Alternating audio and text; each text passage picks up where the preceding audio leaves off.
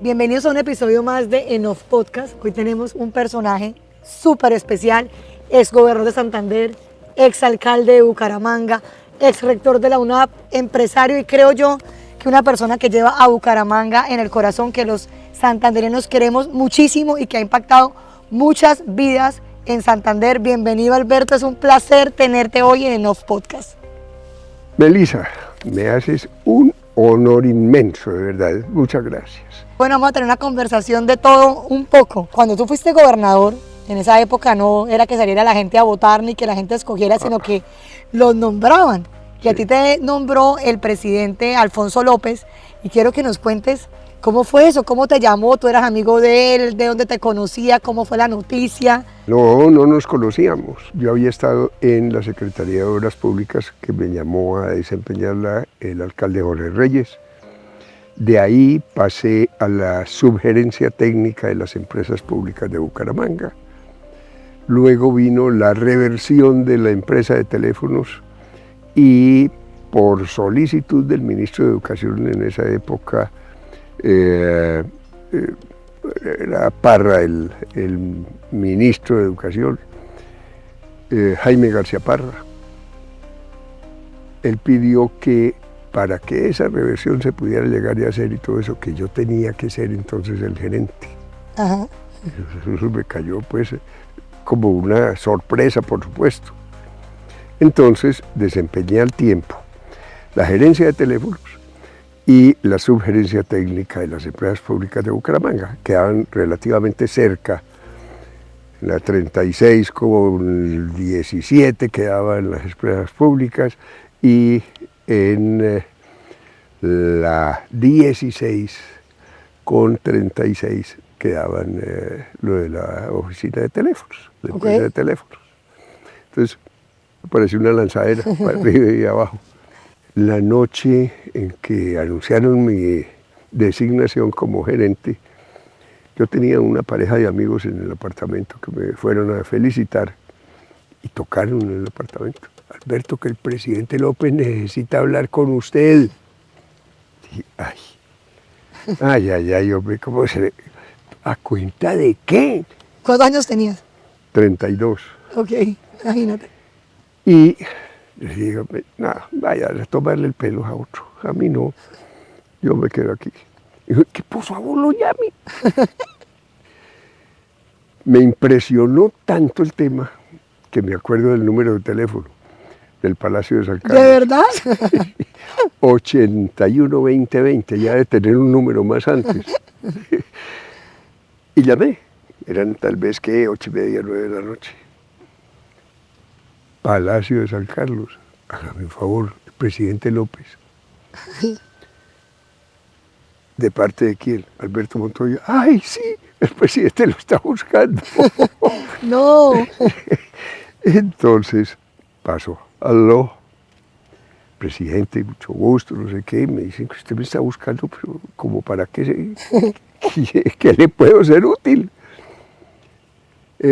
Alberto, es que lo necesito de gobernador de Santander. Dije, oiga, presidente, por favor, piénselo bien. Entonces él empezó a decirme, mire, yo sé lo que usted ha hecho y precisamente por eso es que quiero nombrarlo gobernador de Santander. Porque usted, a ver, en cuanto a temas con políticos, en fin, pues yo no he estado metido en política, ni estaba, ni nada de mío. Eso es lo que yo necesito. Eso es lo que estoy buscando. Sí, y estaba buscando, tenía gobernador conservador, quería entonces gobernador liberal. Ok. Y entonces me dijo, bueno, estuvimos, sí, no, en fin, ahí estuvimos pujando un rato, hasta que le dije, bueno, está bien, sí. Y bueno, muy bien, entonces, mañana, 11 de la mañana, tendré el decreto firmado. Y no le comente a nadie, porque ya me conozco los santanderianos. Si llegan a enterarse de que usted va a ser el gobernador, aquí van a venir a pedirme que no lo sea. Pues así sucedió y como a las que antes de las 11 de la mañana del día siguiente, Rafael Serrano Prada, que estaba con Caracol, me llamó y me dijo, oiga, me dice Yamida Mata, que era muy metido allá en la presidencia, que usted es el gobernador de Santander. ¿Y qué? Olvídese, Rafael, eso no es así. Hombre, que Yamid vio el decreto. Yo no creo. Me deja ir hasta su oficina. Y dice, sí, venga, claro. Y llegó allá y dele, insista, y hasta que le dije, ya, mire el reloj, ya eran las 11. Y dije, bueno. Y él, sí, Rafael, sí, hablé con el presidente. ¿De verdad habló con él? Sí. Sí, señor, hablé con él. ¿Y usted es el gobernador? Y dije, sí, señor. Inmediatamente, présteme el teléfono, interrumpió la programación ahí de Caracol en ese momento, última hora, y soltó la noticia. ¿Y fuiste gobernador cuánto tiempo? 2 años. Y bueno, de ese periodo, pues, ¿qué te acuerdas así como significativo que tú digas, esto fue como mi huella como gobernador de Santander? A ver, varias cosas, Melissa, porque, a ver, Santander ha tenido un problema serio y es en vías de comunicación. Se hizo una importación de maquinaria amarilla muy importante, con la que logré desarrollar varias vías a nivel de municipios en el departamento, lo que generó una movilidad distinta, muy positiva. Se desarrollaron también temas en cuanto a educación, en cuanto a salud, en toda una serie de temas. Entonces fueron 2 años muy positivos en donde también de paso hicimos muy buena amistad el presidente López y yo. Él me quiso mucho, muchísimo. Y cuando terminó su presidencia, en fin, conversábamos con mucha frecuencia y me decía, hombre, véngase para acá y jugamos golf. Me invitaba, me recogía, allí íbamos para el country club y allá jugábamos. Tenía un grupo de amigas lindísimas. Me hizo un torneo de golf en honor mío por haber sido el mejor alcalde de Colombia. Tú terminas la gobernación, Sí. pero antes de pasar a la siguiente pregunta, me queda algo y es el tema de las vías. Ese sigue siendo el dolor de cabeza de los santandereanos a hoy, Sí. en 2024. Sí. Seguimos sufriendo porque no tenemos transversal del Carare, por la vía Curos-Málaga. Santander está, digamos que hemos perdido competitividad siempre por el tema de las vías. Si tú te vas a lo que tú hiciste como gobernador y lo que se puede hacer hoy, ¿qué crees que es lo que falta para que tengamos vías? Llevamos años suplicando por las vías. A ver, tenemos una topografía muy difícil, tremendamente complicada. Por ejemplo, esto de cuento de la vía Curos-Málaga, a la que se le ha metido la plata que tú quieras. Pero llega invierno y acaba con todo. Se lleva tramos grandes de vía, en fin. Y lo que se tiene es una cintica, una cosita de nada. Y uno va en el carro y dice vía pavimentada y uno dice, uy, qué alegría. Y se 10 acaba el minutos, momentico. a fin de la vía pavimentada. Sí. Ni siquiera 10. Estoy siendo muy generosa. 3. De acuerdo. Eso es un problema supremamente serio, sumamente serio. Y vías para varios municipios son un problema gravísimo. Por ejemplo, pude construir la vía que lleva a Cepitá, abajo en el Chicamocha, que venía siendo prometida tiempos hace. Pero precisamente las dificultades de la topografía y todo eso se hacía era que se pudieran hacer tramitos chiquitos. Pude por fin llevarla pues allá hasta abajo, hasta el río. Pero ahí digamos que tú decías, bueno, yo tenía una muy buena relación con el presidente, había una voluntad política del presidente. Hoy en día siempre decimos que no tenemos vías porque no hay voluntad política del gobierno nacional. ¿Crees que esa es la única forma? No. La forma de hacer las cosas es tener ganas. La plata sale. Eso no... Que el gobierno nacional me ayude. ¿Me ayude a qué? Cuando llegué a la entrevista con el presidente López, antes de posesionarme, me pasó una carta que le enviaba a un gobernador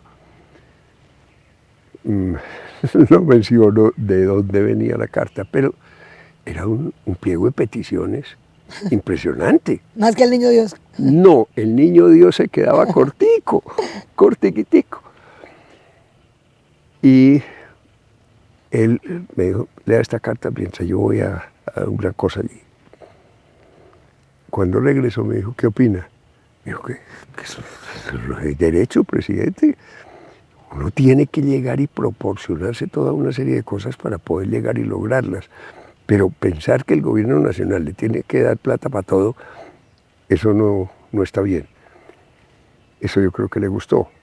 Y yo lo decía con toda la sinceridad, porque es que este país de lo que ha sufrido es de dificultades económicas, a pesar de la gigantesca riqueza del país.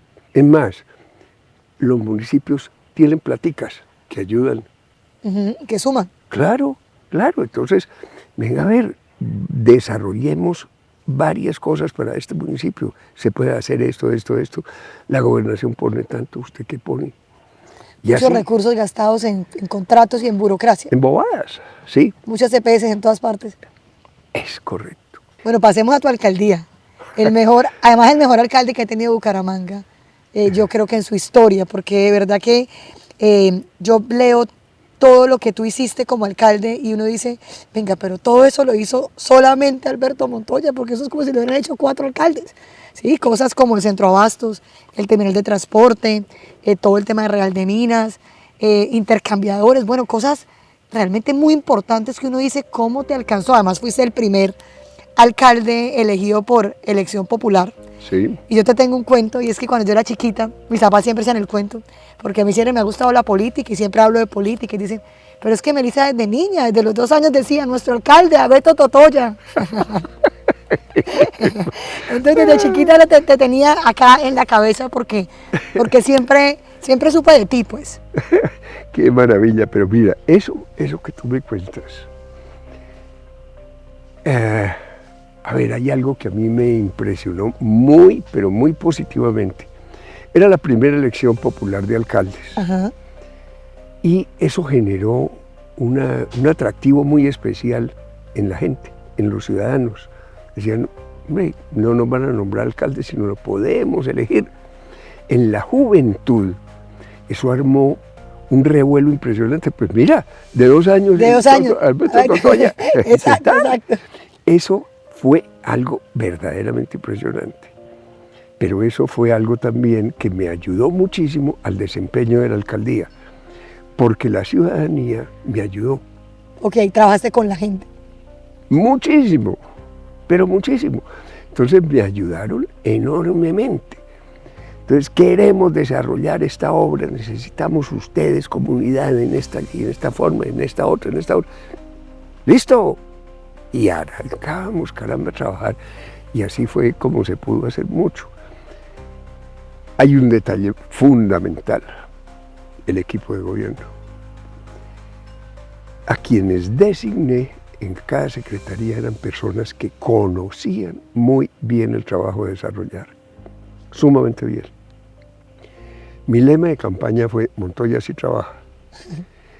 Y en eso fue algo que no descansábamos, era algo pero permanente. Pues no tuve sino 2 años de alcaldía, nada más. ¿En 2 años hiciste todo esto? No lo puedo creer. Sí, pero porque contaba yo con una gente fuera de serie. ¿Y los empresarios te ayudaban también? Muchísimo. Por ejemplo, ayúdenme adoptando parques. ¿Listo? Y ponían unas publicidades pequeñitas en los parques y todo eso, pero los mantenían como una tacita de plata. Era algo en donde todo el mundo se sentía ayudándole a la ciudad. Hubo civismo, mucho civismo. La gente quería Bucaramanga. Sí, la quería y mucho. Ahora, lógicamente, desde la alcaldía, para ese civismo impulsamos toda una serie de cosas. Inclusive el nombre de la ciudad como la ciudad bonita. ¿Nació contigo? Sí. Yamid Amat en los 40 años de Caracol, celebraron algo muy importante pues acá en Bucaramanga. Él conoció a una mujer muy linda. Entonces, desde Bogotá, en el noticiero, un saludo a la bonita. Y yo creí que era Bucaramanga. Pero era una niña bellísima que él había conocido acá. Entonces, hombre, inventémonos un lema para la ciudad, hagamos un concurso. Y sacamos varios nombres. A ver, ¿qué opinan? Digan qué nombre les parece, caramba. Y escogieron Bucaramanga, la ciudad bonita. Bueno, y todavía yo creo que todo el mundo lo sigue diciendo, pero es que yo te escucho hablar y tú hablas con cariño. Se siente la pasión, se siente el amor, el compromiso de decir, venga, me eligieron y yo me la tengo que jugar por la ciudad. ¿En qué crees que ha cambiado? Porque hoy no volvimos a sentir ese amor realmente del alcalde que esté ahí o el gobernador que esté ahí, que se sienta esa pasión de saber que no son 4 años, hay la posibilidad de cambiar una ciudad para siempre, como lo hiciste tú. Sí, sin duda, sin duda. Pero queriendo hacer cosas, escogiendo muy bien su equipo, primero que todo. El equipo es absolutamente esencial, porque sobre esa base puede uno llevar a cabo todo un proceso de seguimiento en donde, secretaría de tal, ¿cómo vamos con esto? Y todo el mundo respondiendo positivamente, sí, estamos empujando, dele, y se hacen cosas, pero muchísimas. Por ejemplo, en temas de acueducto y alcantarillado en la zona norte, pavimentación de vías, construcción de nuevas vías también en la zona norte. A la zona norte le entregamos en esa oportunidad muchísimas cosas. Nuevos parques, zonas de juegos para niños, en fin, mucha cosa. Yo todavía de verdad me pongo a pensar cómo diablos hicimos para hacer tantas cosas. Ahora, vino después también el gobierno del alcalde Alfonso Gómez Gómez, quien continuó con todos los programas que nosotros traíamos. Ahí te tengo otro tema y es, tú vienes del sector privado, tú eres empresario, enamorado de Bucaramanga como lo sigue siendo hoy en día, y así hay muchos empresarios en esta región que uno podría pensar varios nombres. ¿Qué falta para que el empresario no diga los políticos allá y yo acá? ¿Sí? Porque yo siento, digamos que en lo que yo he visto y en lo que yo llevo en este tema, que los empresarios siempre tratan como que van, escuchan, pero siempre hay como ese quiebre, ¿sí? Y realmente sí se ve la diferencia entre tener un alcalde empresario a tener un alcalde político. ¿Qué nos falta para que los empresarios se vuelvan a motivar? Yo creo que la motivación para un empresario, yo creo que es fácil de generarle esa motivación, pero que se convenza de estar ahí para que le caigan encima cualquier cantidad de personas a enredarlo, eso es una locura. Una locura. Yo nunca tuve siquiera una sola investigación, nada. Pero sí intentaron enredarme. Eso sí no te quepa la menor duda. Fueron varias veces las que intentaron hacerlo. Pero logramos salir adelante a punta de trabajo. Eduardo Remolina era concejal. Y furioso conmigo. Es que no tiene en cuenta el consejo para nada. Pero ya ustedes me habían dado ya todas los instrumentos, las armas, en fin, para poder moverme en todo esto. Y logramos avanzar hasta que ya el consejo dijo, bueno, hombre, no vale la pena que le estemos atravesando aquí. Avance. Sí, avancemos entre todos. Y la cosa también entonces funcionó sumamente bien, pero sin ponerme a buscar ni forzarlo, nada. Eso fue algo muy positivo.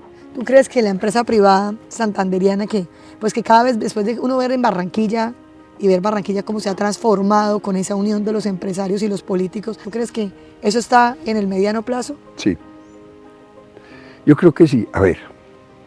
Ahí me das pie para poder hablar de un tema que me apasiona y que yo creo tiene que llegar y ser la posible salvación ya de todo lo que es el área metropolitana. El área metropolitana, cuando yo fui alcalde, trabajábamos los 4 alcaldes conjuntamente y desarrollábamos muchas cosas. El gobernador era el presidente de la Junta del Área Metropolitana. ¿Quién era el gobernador cuando tú fuiste alcalde? Eduardo Camacho. Eduardo Camacho. Y el gobernador ponía plata, ayudaba muchísimo, pero muchísimo. Empujando para el mismo lado. Claro, claro. Nos coordinábamos entre los municipios, pero a la perfección. Entonces, el área metropolitana marchaba divinamente. El ente, área metropolitana, era un ente técnico, no politizado. Y eso logró entonces marcar un desarrollo sumamente fuerte, muy importante. Bueno, yo te he leído en tus columnas de Vanguardia, tú eres un defensor a capa y espada del distrito metropolitano. Sí, sí, por esto, porque tener 4 de todo, eso es una botadera de plata que no tiene mucho sentido, o mejor, ni mucho ni poco. Eso no tiene sentido de ninguna categoría. 4 consejos, 4 contralorías, 4. Uy, el ciudadano metropolitano tiene que hacer unos esfuerzos terribles para poderse movilizar, porque, por ejemplo, vive en Girón, pero trabaja en Bucaramanga, la esposa trabaja en Piedecuesta, el hijo estudia en Florida. Entonces, bueno, una cosa pues que eso es terrible. Ahora no caen muy en cuenta de lo que les afecta económica y calidad de vida inmensa, inmensa. Entonces, si se llega a tener un solo distrito, un distrito en donde se maneje todo armónicamente, el presupuesto va a alcanzar perfectamente para una gran cantidad de desarrollos. Le va a mejorar la vida al ciudadano metropolitano, que es una inmensa mayoría, que si va uno a mirar respecto a los que se están beneficiando del caos en este momento, pues esos son relativamente pocos. Con el distrito metropolitano hace poquito hicimos un space en Vanguardia y hay un tema particular esta vez, porque siempre se ha intentado el tema del distrito. Esto no es la primera vez que hablamos de distrito metropolitano, pero siempre por las vías políticas. Y esta vez, digamos que la propuesta es intentar hacerlo por consulta popular. Exacto. Pero hay mucha desinformación. Nosotros en Vanguardia preguntábamos a la gente qué piensan del distrito y la gente nos decía, voy a perder el arraigo, ya no voy a ser florideño, ya no voy a ser de Piedecuesta, Bucaramanga se va a llevar todo. ¿Crees que la gente sí va a terminar entendiendo la importancia del distrito metropolitano? Esto que tú dices es de una importancia gigantesca. El poder generarle a la gente una información absoluta, que tengan perfectamente claro qué significa un distrito metropolitano, qué consecuencias positivas trae, cómo se les va a mejorar la vida a los ciudadanos metropolitanos, cómo la plata, al unirse lo de todos los municipios y poderla distribuir muy bien entre todos, lógicamente, va a beneficiar muchas veces más, porque es que va a haber más dinero, porque se va a gastar bastante menos en burocracia. Entonces, esa información es definitiva. La gente necesita de muchísima información para poder llegar a votar bien informada y sabiendo claramente qué es lo que quiere. Los que se van a oponer, claro, oposición se tendrá, no me cabe duda. Pero esa oposición, en la medida en que esto vaya cogiendo más y más fuerza y más fuerza y más fuerza, y sea el ciudadano metropolitano el que a gritos esté pidiendo el distrito, caramba, esto cambia. Si uno se pone a pensar, las últimas grandes obras que se hicieron en gobiernos como el de Luis Francisco Borges y Fernando Vargas. De ahí para adelante no se han visto grandes obras. Nada. ¿Y será que perdimos la capacidad de soñar en grande desde lo público? A mí a veces me entra tristeza y, ay, caramba, unos sentimientos de pobre ciudad, caramba, ¿por qué nos toca semejante suerte tan absurda y por qué no estamos entre todos de verdad empujando, caramba, para que la ciudad sea distinta? Pero no pierdo la esperanza, no pierdo la esperanza. Yo peco por optimista, pero eso me ha servido mucho también, porque no, tirarse uno al piso a llorar, no le jalo de ninguna manera. Esto es empujando y sacando todas las cosas adelante. Que se van a poner bravos unos, pues sí, pónganse bravos, pero por luchar uno por la ciudad, eso tiene que llegar y tener unos resultados positivos para la ciudad, pero luchemos entre todos, metámonos, caramba, metámosle el hombro. 3 acciones concretas para ese metámosle el hombro. Digamos, un empresario que está escuchando hoy esta entrevista, ¿qué podría hacer ese empresario para meterle el hombro? El empresario puede ayudar mucho en bastantes sentidos dentro de todo el proceso de una alcaldía. A mí me ayudó mucho, por ejemplo, la Cámara de Comercio. Con la Cámara de Comercio desarrollamos, por ejemplo, un estudio para adelgazar al máximo la administración. Salí del orden de unos 300 funcionarios, que ponía uno un chulito, el otro un sellito, el otro no sé qué, en fin.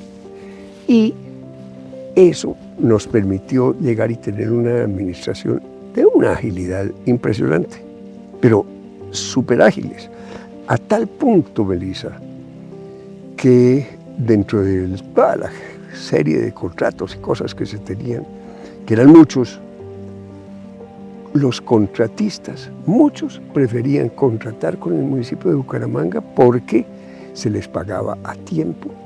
Se les empresa. Exacto. Una vigilancia, pero al milímetro de todo lo que estaban desarrollando. Tú decías algo importante, es que después tuyo vino el gobierno de Alfonso Gómez y la continuidad. Sí. Eso de volver a empezar cada 4 años nos está costando muy alto a los santanderianos. Sí, Melissa, a ver, yo creo que de las cosas que son pésimas para un municipio es, yo llego, pero lo que hizo el anterior, no sigamos con nada de eso. ¿Cómo así? ¿Por qué no? Se estaba haciendo cosas buenas, ¿por qué no continúa haciéndolas? Porque muchas seguramente no se alcanzaban a terminar. Termínelas y entréguelas, que eso era todo para la ciudad. Entonces, eso de yo hago lo mío, exactamente, esa es la palabra. Mucho ego. Y el ego sirve para lo que sirven los bolsillos de las pijamas. Hemos tenido políticos santanderianos que han logrado movilizarnos, que nos han movido el corazón. Sí, Galán, Serpa también. ¿Vamos a volver a tener un político así? Uy, ojalá. Ojalá, a ver, en este momento no hay un líder que se diga uno, uy, se está destacando, no sé qué, no. Pero lo que sí nos ha hecho falta es que reúnanse, trabajen conjuntamente. Hablen. Aquí en Santander peleen políticamente todo lo que quieran para que se ganen cada uno sus votos, en fin. Pero a nivel nacional, únanse por el departamento, únanse por la ciudad, únanse por todo. Qué envidia y de la sana me da con Antioquia, por ejemplo, con la costa. En Antioquia los políticos se pelean los votos, pero a puño limpio casi. En la costa la misma historia, pero es llegar a Bogotá a trabajar por Antioquia o por la costa y ahí están todos unidos. ¿No crees que es porque seguimos escogiendo políticos y no empresarios para esas bancadas? Ahí hay bastante que hacer y decir sobre eso. Yo creo que los empresarios, a la hora que les diera por metérsele a esto, es que se ha degenerado tanto el tema político que a muchos yo creo que les da una jartera enorme meterse pues en ese cuento. Yo fui senador. Yo nunca había sido ni siquiera concejal. Ni siquiera concejal. Y ese no es mi campo, a mí eso no me gustó. Sí, eso leí. ¿Por qué? Porque en lo legislativo yo nada tengo que hacer. Vino elección nuevamente de Congreso. Quienes debían haber hecho algo para hacer resultar electos estaban todos ocupados. De quienes me apoyaron durante la alcaldía estaban todos con oficio público. Alfonso Gómez Gómez estaba de alcalde de Bucaramanga. Luis Carlos Galán, ya lo habían matado. Horacio Serpa, presidente de la Constituyente. Alfonso Valdivieso, ministro de Educación. En fin. Es que uno oye esos 4 personajes y uno dice, son personajes. Sí, entonces me dijeron, hombre, ese esfuerzo que se hizo con lo de la alcaldía, esto no se puede quedar ahí. Tiene esto que llegar y tener una continuidad. Yo estaba de presidente nacional de Camacol, no llevaba sino un año. Y me dijeron, Alberto, no tiene más remedio. Yo, pues es que a mí el Congreso no me gusta. Yo a eso no le saco jugo de ninguna categoría. No sé manejarlo, no sé cómo se hace ahí adentro. Yo, le toca. Y me tocó. Entonces, salir a elecciones encabezando lista. Lo que fue el resultado de haber sido escogido como mejor alcalde de Colombia, eso armó un revuelo a nivel nacional porque eso fue un concurso que se inventaron entre El Tiempo, Caracol, en fin, una fundación del Valle, en fin, fueron varias entidades muy, muy fuertes los que armaron eso, y eso tuvo una resonancia nacional gigantesca. Como producto de esa resonancia, en la votación, yo tuve votos en todo el país, pero en todos sitios en donde decía, ¿esto dónde es? No tenía yo ni idea, pero había votos por Montoya. Yo saqué la mayor votación liberal en Colombia para el Senado, pero llegué allá. Bueno, allá tuve algo muy, muy positivo. En la plenaria de Senado fuimos vecinos de Curul con Álvaro Uribe, que nos conocíamos y éramos amigos de tiempo atrás, pero ahí logramos fortalecer muchísimo, muchísimo la amistad. Finalizó su periodo y me dijo, yo me voy es para lanzarme a la gobernación de Antioquia. Y dije, yo si no me voy a lanzar a nada de ese asunto, me voy a desarrollar otras actividades, pero yo aquí al Senado no vuelvo, Álvaro, yo esto no lo sé manejar, esto no lo sé manejar, esto no es lo mío. En un evento internacional que se desarrolló en Bogotá, nos invitaron como conferencistas para que él comentara todo lo que se estaba haciendo con la gobernación de Antioquia y que yo les comentara lo que había sido la alcaldía de Bucaramanga. Y a la salida nos pusimos a conversar. Digo, pues, ¿cómo estás? Dije, mire, yo sé que usted quiere ser candidato a la presidencia. Cuando tome ya la decisión y quiere echar eso para adelante, yo le quiero cargar ladrillo. Ah, María, hombre, Alberto, por Dios, hombre. Y listo.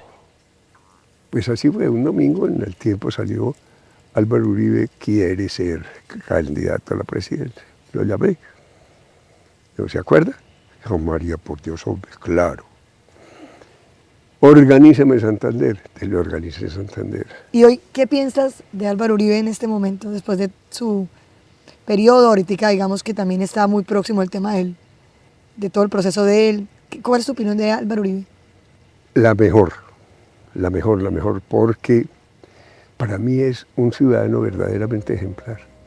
Él ha dedicado su vida por el país. a favorecer el país, a hacerle bien a toda hora. Eso es una maravilla de señor, una maravilla, y seguimos manteniendo muy buena amistad, muy buena. Y bueno, él me hizo hace poco, aquí en el centro de convenciones, hubo una reunión en donde vino él con todos los precandidatos del Centro Democrático. Y me dijo, Alberto, te espero que tenemos algo por ahí. Como una serie de condecoraciones. Ay, bueno, qué chévere. Sí. Y unas palabras que me dedicó ahí, que me sacaron lágrimas, pero en forma. No, es una persona muy especial, muy especial, y le tengo una admiración y un cariño gigantesco. Yo me imagino que tú te has soñado a Bucaramanga muchas veces, cuando fuiste alcalde, y te la sigues soñando porque sí, siempre claro. has estado presente. Y fuera de eso, como arquitecto, me queda muy fácil ver toda una serie de cosas. ¿Qué tan lejos estamos de esa Bucaramanga que se sueña Alberto Montoya? ¿Cómo te la sueñas? A ver, mire, con unas interconexiones viales que son absolutamente necesarias para que los municipios del área realmente estén bien interconectados, que se le pueda llegar y sacar a las ciudades, a los 4 municipios, el tránsito de vehículo pesado, y se pueden llegar y desarrollar toda una serie de vías que descongestionen las ciudades muchísimo. Y el poder llegar y tener, bueno, un transporte masivo que es absolutamente fundamental. Es que yo no puedo imaginarme una ciudad Sin transporte masivo ni sin ciclorrutas. ni nada, no, es que nada. Es que hay una frase que dice, el desarrollo de las ciudades se mide en la competitividad de las vías y en el transporte público. Exactamente. Esos son los 2 problemas que tenemos. Ese es un problema, pero de marca mayor. Es gigantesco ese problema. Entonces, el poder llegar y pensar en que así se haya quebrado y vuelto a pedazos de Metrolínea, eso hay que volverlo y recuperarlo y entregarle a la ciudad algo muy organizado, que es factible, todo eso es posible, pero bien hechecito. Mira, hay algo que a mí me llama mucho la atención, y es el Paseo de Comercio. Tú te lo soñaste, le apostaste al espacio público, y si uno se pone a pensar en Bucaramanga, ¿hace cuánto no hay renovación urbana acá? Cierto. De las apuestas de renovación urbana que tú te sueñas en la ciudad, ¿cuál crees que es la más urgente? Mira, hay varias. Una, en lo que es alrededor de donde está Teatro Santander, el Centro Cultural del Oriente. Centro Cultural del Oriente, el parque. La Plaza San Mateo. Exactamente. Que algún día sea todo la Plaza Cultural. Todo eso se puede armar una renovación muy buena. Eso se puede hacer con el músculo de la empresa privada constructora, que entre varios constructores, o uno solo, si tiene un músculo suficiente para eso, pueda comprar varias manzanas y desarrollarlas. Uy, eso sería espectacular. ¿Qué otra? Al norte de Bucaramanga, todo lo que es la parte pues de donde está el asilo de San Rafael, toda esa zona puede llegar y ser sometida a un buen cambio. Sectores del centro de la ciudad pueden también llegar y desarrollarse muchísimo más. O sea, las posibilidades de hacer renovación urbana, bastantes. Lógicamente, eso va a generar un mayor tránsito automotor. Entonces, nos toca pensar también en cómo abrirle vías, que no es nada fácil, porque es que, como la meseta es pequeña, el desarrollo urbanístico de la ciudad ha sido tacaño. Todo ajustadito, chiquito, delgadito, no sé qué. Entonces, eso trae consecuencias complicadas, porque el poder llegar y tener vías amplias es muy difícil, porque entonces la destrucción de toda una serie de construcciones es enorme y los costos lógicamente gigantes. Pero hay que hacerlo, eso no tiene vuelta de hoja. Ahora, yo creo mucho en un instrumento y es el de la valorización. Ajá. La valorización hay que cobrarla, porque eso es plata que invierte el Estado, y ¿por qué se la va a regalar a uno? Si la propiedad se la va a valorizar. Ahora, tampoco puede ser para llegar y pegarle un bachetazo y acabarle con todas las posibilidades a un propietario, no, pero sí algo proporcional, bueno, sano, que le ayude al municipio, que le ayude a la nación en las cosas que hace y se beneficie todo el mundo. Eso es positivo. Yo desarrollé en la alcaldía varias cosas por valorización y la estrategia era: empecemos la obra. Empecemos, y en la medida en que vaya esto avanzando, ahí sí ya sacamos entonces el cobro de valorización. Tú decías algo que a mí me gustó mucho y es, yo trabajé con la gente, con la comunidad, pero creo que un enemigo grande, porque no todo es culpa también de los gobernantes, los ciudadanos tenemos gran parte de la culpa, y es el tema de la cultura ciudadana. Uy. ¿Cómo hacemos para recuperar ese amor por la ciudad? Es que el problema es que cuando se anuncia una obra y se inicia, no se termina a tiempo. ¿Por qué?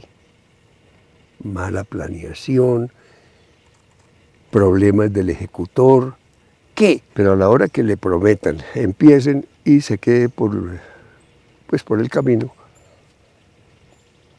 hasta ahí llega la credibilidad, así muy complicado. Hablemos de país. ¿Cómo ves a Colombia en este momento? A ver, yo creo que tenemos un país fuera de serie, pero mi Dios nos mandó unas personas de estilo Petro a destruir y no a construir. Entonces, esa parte es compleja. Pero de todas maneras, yo creo que nuestro país es tan fuerte que saldremos adelante. Y tenemos que salir adelante, tenemos que ser capaces. Tenemos que ser capaces. Hay Sí. 50 candidatos en este momento. Sí. ¿Qué crees que el ego va a permitir que nos unamos? A ver, yo soy optimista ahí en eso. ¿Por qué? Viene próximamente un filtro que es el tope para la inscripción de listas al Congreso. Entonces, de todos esa inmensa cantidad de candidatos, muchos lo que quieren es figurar un poquito como para poder llegar a Para medirse. Y meterse a una lista para el Congreso, porque hay muchos que pueden llegar y tener el voto de la esposa, de la novia y de los hijos. Y pare de contar, no los conocen sino en la casa. ¿Y las alianzas? Y sí, luego pueden llegar y venir toda una serie de alianzas que creo se van a dar. Y van a tener sus reglas de juego que van a permitir hacer que el embudo se cierre y puedan salir unos cuantos. Al 2026. Mira que yo he hecho varias entrevistas a candidatos presidenciales y a mí me ha llamado la atención algo y creo que tú puedes responder muy bien esta pregunta, y es que todos dicen el candidato que se gane el voto de los jóvenes es el presidente de Colombia, porque esa fue la primera línea que puso a Petro. Tú que trabajaste con jóvenes como rector de la UNAP, ¿cómo le tocamos el corazón a los jóvenes? Nada fácil. Nada fácil. Los jóvenes son personas bien difíciles para poderles llegar, pero en el momento en que se les llegue con algo, eso se convierte como en toros de lidia. Ahora, el cómo es la pregunta del millón. ¿Qué candidatos ves tú con opción de generar ese entusiasmo? Yo me acuerdo cuando yo estaba en la universidad, o no me acuerdo, creo que en la universidad o en el colegio, no me acuerdo, pero yo fui a la Ola Verde. Y yo iba allá a cantar, ya a mí no me pagaron, yo vine porque quise, a mamá gustosa. Yo fui esos jóvenes que iba, caminaba, pero eso a mí no me ha vuelto a pasar. ¿Y tú crees que en estas opciones que hay va a haber un candidato que logre movilizar a la gente o a quién ves? Espero que sí. Yo ¿A espero quiénes que ves? sí. Yo veo ahí candidatos que tienen buen conocimiento de cómo funciona el Estado. Esencial, esencial, porque es que hay candidatos que del Estado no tienen ni la más remota idea. Ni idea. Y así como diablos pueden llegar y pensar en algo, cómo tomar una decisión respecto a si el Estado por acá sí o no.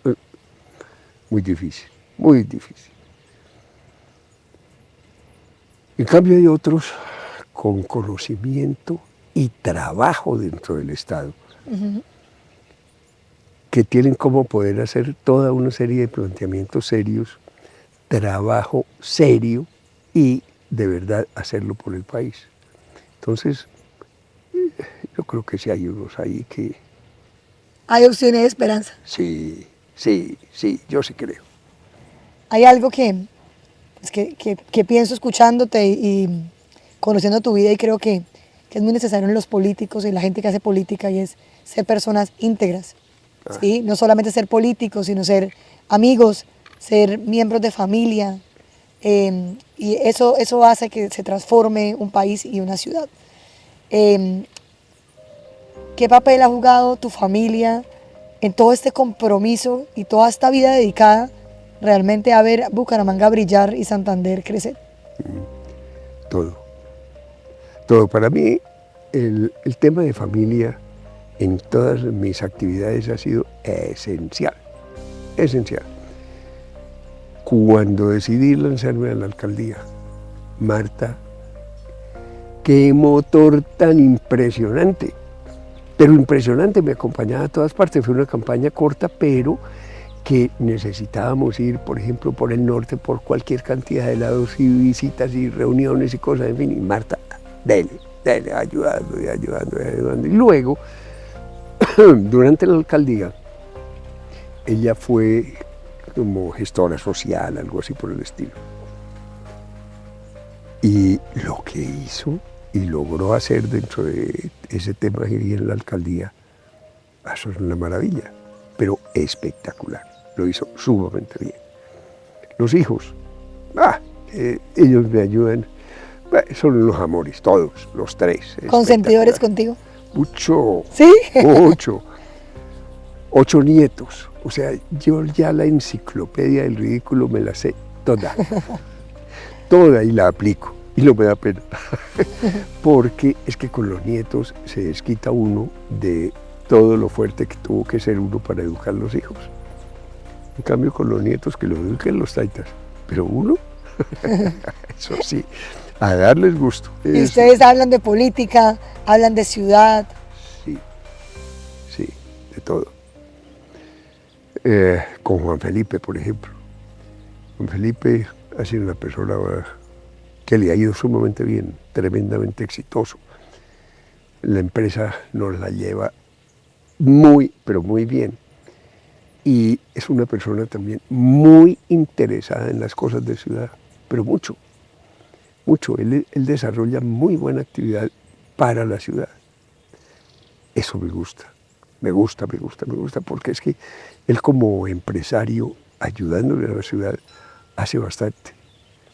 Me gusta mucho eso. Entonces, yo creo que con la familia eso ha sido fundamental para poder llegar. Pensando en tus hijos, Sí. ¿qué tiene cada uno de tus hijos de ti? A ver.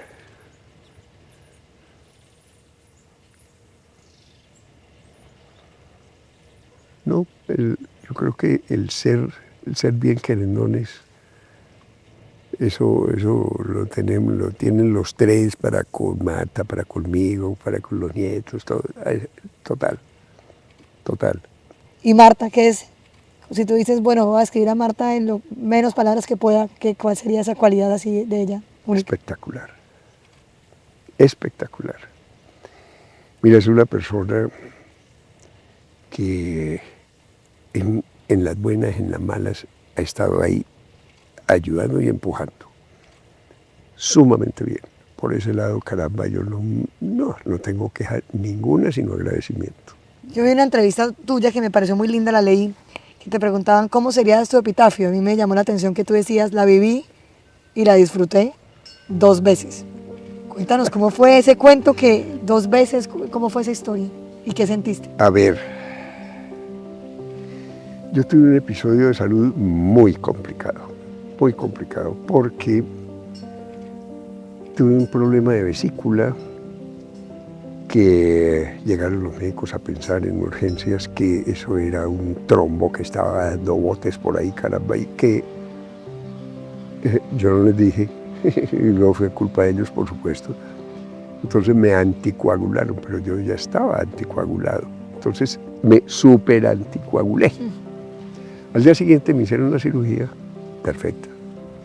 Me llevaron a cuidados intensivos y encontró uno de los médicos que el estómago lo tenía yo lleno de líquido. Esto sí es muy extraño. Otra vez para la cirugía a ver qué era lo que pasaba.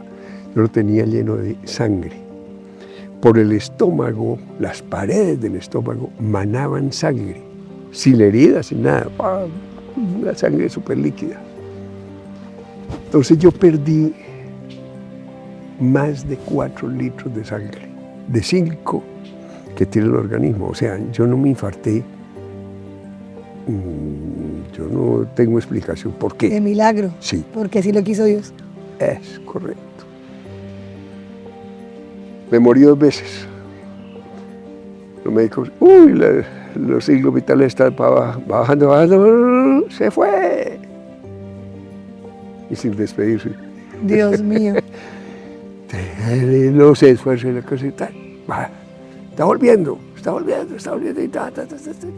otra vez de para abajo, se fue. De necio volví. Entonces, 2 veces que lograron sacarme. Y